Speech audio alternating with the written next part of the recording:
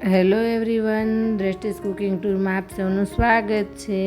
આજે આપણે ગરમીમાં બધાને બહુ જ ભાવતું ફ્રૂટ કસ્ટર્ડ બનાવીશું। તો ચાલો બનાવવાનું શરૂ કરીએ। તો તેના માટે આપણે એક બાઉલ લઈ લઈશું। તેમાં આપણે 1 કપ મખાના ઉમેરી દઈએ। સાથે આપણે 15 નંગ જેટલા પલાળેલા કાજુ ઉમેરી દઈશું અને તેની સાથે આપણે 15 નંગ જેટલી પલાળેલી બદામની છાલ દૂર કરીને ઉમેરી દઈએ અને 3 નંગ જેટલી એલચી ઉમેરી દઈશું। હવે આપણે અડધો લીટર ગરમ કરેલું દૂધ લઈ લઈશું। દૂધ આપણે જ્યારે ઉમેરીએ ને ત્યારે તે થોડું ગરમ હોય ને તેવું રાખીશું। તો હવે આ દૂધને આપણે મખાનામાં ઉમેરી દઈએ, જેથી મખાના એકદમ સરસ પલળી જાય અને તે સોફ્ટ થઈ જાય। ત્યારબાદ 10 થી 12 તાતણા કેસરના ઉમેરી દઈએ અને હવે બધું જ બરાબર મિક્સ કરી દઈએ। અત્યારે આપણે કસ્ટર્ડ પાવડર વગર મખાનામાંથી કસ્ટર્ડ બનાવી રહ્યા છીએ। હવે મખાનાને આપણે 10 મિનિટ માટે પલળવા દઈએ અને ત્યાં સુધીમાં સિઝનમાં જે ફ્રૂટ અવેલેબલ હોય તે લઈ લઈએ। જેમાં મેં કેળા, સફરજન, ચીકુ, દાડમ અને દ્રાક્ષ લીધી છે। તમે આમાં કોઈ વધારે ફ્રૂટ ઉમેરવું હોય તો પણ તમે ઉમેરી શકો છો, અથવા તો કોઈ પસંદ ના હોય તો તમે તેને સ્કીપ પણ કરી શકો છો। હવે અહીં આપણે બધા જ ફ્રૂટને નાના નાના ટુકડામાં સમારી લઈએ। મેં અહીં બધા જ ફ્રૂટને અડધો કપ લીધા છે। હવે આ સમારેલા ફ્રૂટને આપણે અડધો કલાક માટે ફ્રીઝમાં રહેવા દઈએ, જેથી તે એકદમ સરસ ઠંડા થઈ જાય। ત્યાં સુધીમાં મખાના પણ એકદમ સરસ પલળી ગયા છે અને કેસરના લીધે તેનો કલર કેટલો સરસ આવ્યો છે।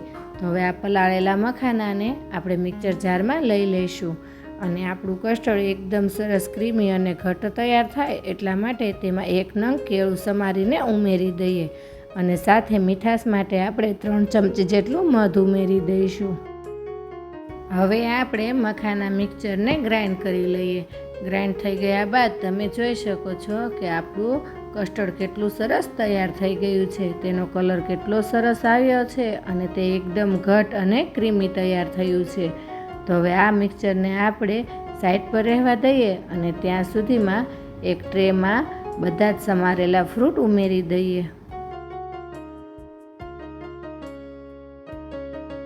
હવે આપણે ફ્રૂટ સાથે તૈયાર કરેલું કસ્ટર્ડ ઉમેરી દઈશું અને બધું જ બરાબર મિક્સ કરી દઈએ। હવે આપણે આ કસ્ટર્ડને અડધો 1 કલાક ફ્રીઝમાં સેટ થવા રાખી દઈશું। કસ્ટર્ડ જેમ ઠંડુ થશે ને તેમ ખાવામાં ખૂબ જ સ્વાદિષ્ટ લાગે છે, એટલા માટે તેને અડધો કલાક ફ્રીઝમાં રહેવા દઈએ। અડધો કલાક બાદ તમે જોઈ શકો છો આપણું કસ્ટર્ડ કેટલું સરસ તૈયાર થઈ ગયું છે। તો તેને આપણે સર્વિંગ બાઉલમાં સર્વ કરીશું। તો તૈયાર છે એકદમ ક્રીમી અને ઠંડુ ખાવામાં ખૂબ જ સ્વાદિષ્ટ ફ્રૂટ કસ્ટર્ડ। તો એકવાર આ ફ્રૂટ કસ્ટર્ડ જરૂરથી બનાવજો અને કોમેન્ટમાં જણાવજો કે તમને આ કસ્ટર્ડની રેસિપી કેવી લાગી અને આ સાથે મારી ચેનલને લાઈક, શેર અને સબસ્ક્રાઈબ કરજો।